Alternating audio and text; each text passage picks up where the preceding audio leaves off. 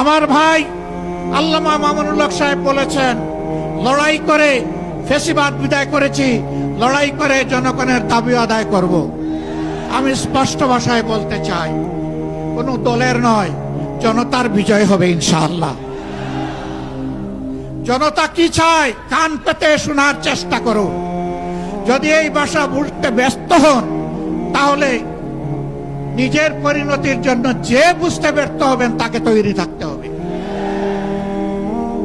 আমরা কথা দিচ্ছি বাংলাদেশের জনগণকে, আমাদের সহযোদ্ধারা আমাদের হাতে এনে মুক্তির প্রাথমিক পরিবেশটা উপহার দিয়েছে। আমরা জনগণের মুক্তি আদায় করেই ঘরে ফিরবো ইনশাআল্লাহ। আমরা ভদ্র ভাষায় কথা বলছি, ভদ্র ভাষায় কথা বলবো, কিন্তু আমাদের দাবির ব্যাপারে আমরা হিমালয়ের মতো অনড় থাকবো। কারণ এই দাবি জনগণের দাবি, কোনো দলের দাবি নয়। এই দাবি বিপ্লবের দাবি, এই দাবি ফ্যাসিবাদের দাবি নয়।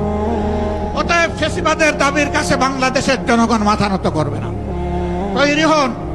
যতক্ষণ পর্যন্ত জনগণের দাবি আদায় না হবে, আমাদের আন্দোলন দুর্বার গতিতে চলতে থাকবে ইনশাআল্লাহ।